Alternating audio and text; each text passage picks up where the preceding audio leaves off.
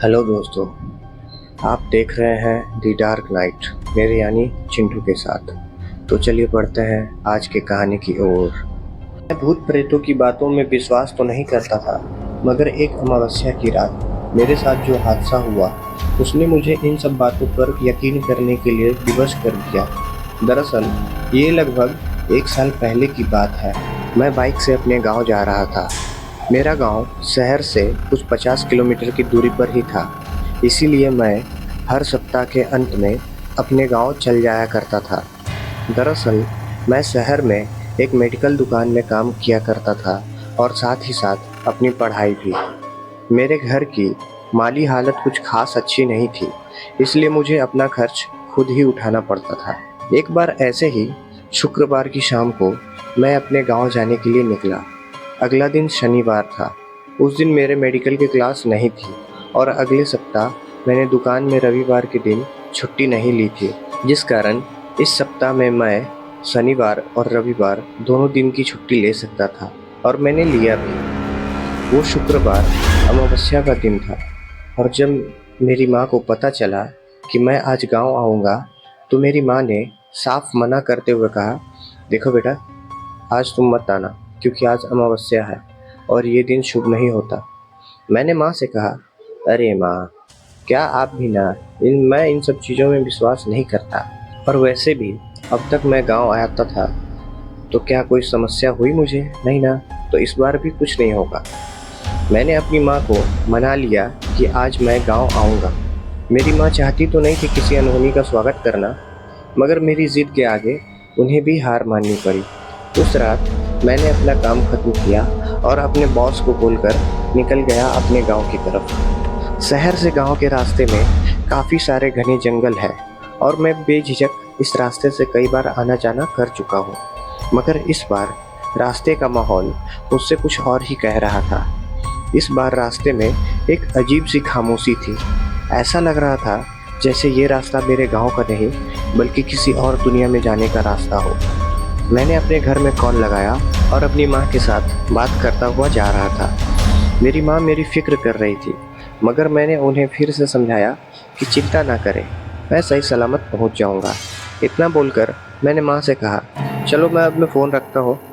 ये बोलकर मैंने तुरंत अपना मोबाइल अपने शर्ट के ऊपर वाली जेब में रख लिया। मैं अकेला बाइक लेकर उस रास्ते पर लगभग 40 की रफ्तार से चले जा रहा था। मैं जंगल वाला रास्ता पार कर रहा था। उस जगह से मेरे गांव की दूरी लगभग 20 किलोमीटर और बची थी। तभी अचानक से एक बुजुर्ग महिला मेरे गाड़ी के आगे आ गई। मैंने जल्दबाजी में अपनी बाइक का ब्रेक लगाया, मगर बाइक असंतुलित हो जाने के कारण मैं गिर गया। मैंने खुद को संभाला तो मैंने देखा कि उस महिला को कुछ नहीं हुआ है। मैंने कहा, अच्छा है इस अम्मा को चोट नहीं आई, नहीं तो आज मुसीबत हो जाती। मैंने अपनी बाइक उठाई और अम्मा से कहा, अरे अम्मा, आपको देखकर चलना चाहिए ना, इतनी जल्दबाजी किस लिए है? अभी आपको कुछ हो जाता तो?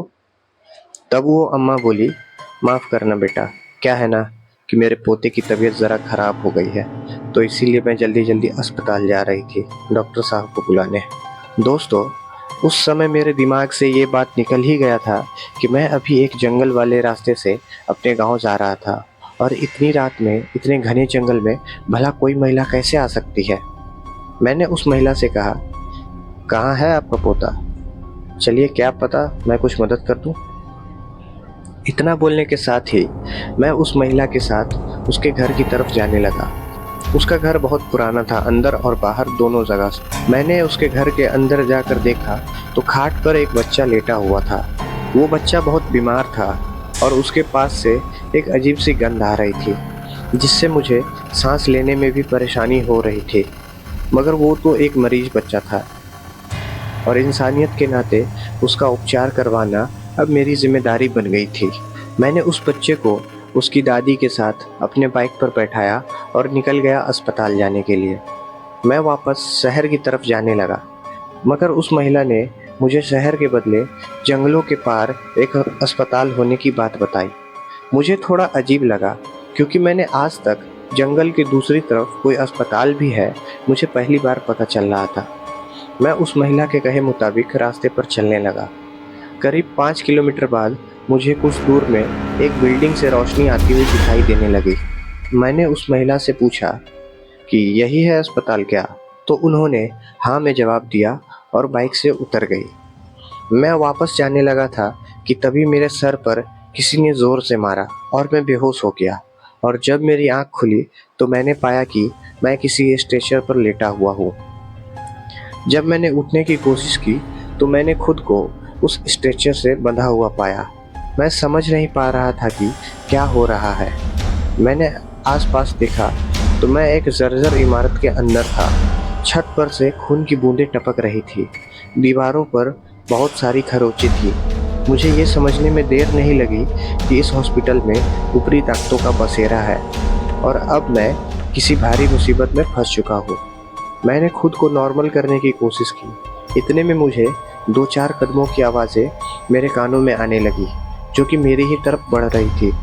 मैंने तुरंत अपनी आंखें बंद कर ली और बेहोशी का नाटक करने लगा। वो कदमों की आवाज़ मेरे पास आकर रुक गई और वे लोग मुझे लेकर कहीं जाने लगे। जब वे लोग मुझे लेकर जा रहे थे तब उस अस्पताल के हर अलग अलग कमरों से चीखने चिल्लाने की आवाज़ें आ रही थी। मैंने अपनी आंखें बंद कर रखी थी, जिस कारण मैं कुछ देख नहीं पा रहा था। फिर जब एक जगह रुकने के बाद मेरे कानों में किसी चीज़ को काटने की आवाज़ें आने लगी, मैंने धीरे से अपनी आँख खोली। मेरे आसपास किसी को ना पाकर मैंने उस आवाज़ की तरफ देखा तो मैंने पाया कि एक नर्स, जिसका चेहरा बहुत भयानक लग रहा था और उसके हाथ का आधा मांस लटक रहा था, जिसके कारण उसके हाथों की हड्डियाँ दिख रही थी, वो किसी इंसानी लाश के टुकड़े टुकड़े कर रही थी। ये नज़ारा देखकर मेरी सांसें और तेज हो गई, मानो कि मेरा कलेजा फट के बाहर आ जाएगा। तभी वो नर्स मेरी तरफ देखने लगी। मैंने तुरंत से ही अपनी आंखें बंद कर ली और बेहोशी का नाटक करने लगा। मैंने खुद को मरा हुआ मान लिया था और इसीलिए मैंने मन ही मन भगवान के नाम का सुमिरन करने लगा। कुछ समय बाद मुझे कई लोगों के शोर शराबे की आवाज़ें मुझे सुनाई देने लगी। वे लोग मेरा ही नाम पुकार रहे थे। जैसे जैसे वो आवाज़ें तेज होने लगी, मैंने भी इधर से चिल्लाना शुरू कर दिया। गांव वाले मेरी आवाज़ सुनकर तेज कदमों के साथ मुझ तक पहुँचे और उन लोगों के आने पर वे सब भूत प्रेत पता नहीं कहाँ गायब हो गए। गांव वालों ने उस स्ट्रेचर से मेरे हाथ पांव में बंधी रस्सियाँ खोली। मैंने जब गौर से उस अस्पताल को देखा तो वो पूरा का पूरा खंडहर था। मैं जब उस अस्पताल के पास आया था तो उससे बिल्कुल उलट ही उसकी हालत थी। मैंने जब अपने गांव वालों से पूछा तब उन्होंने बताया कि मेरी माँ का कॉल कटा नहीं था और वो सारी बातें सुन रही थी जब मैं उस भूत के साथ अस्पताल की तरफ जा रहा था। तब मेरी माँ ने गांव वालों से मेरे बारे में सारी बात बताई और गांव वालों ने भी बिना किसी देरी के मसाल और कुछ हथियार लेकर आ गए मुझे खोजते हुए। रास्ते में मेरी बाइक के टायर के निशान के कारण वे लोग सही समय पर मुझ तक पहुंच सके थे और मेरी जान बच पाई। अपने गांव वालों के कारण मैं उस दिन बच गया, नहीं तो पता नहीं वो मेरे साथ क्या करते। उसके बाद से मैंने अमावस्या की रात में सफ़र करना छोड़ दिया था।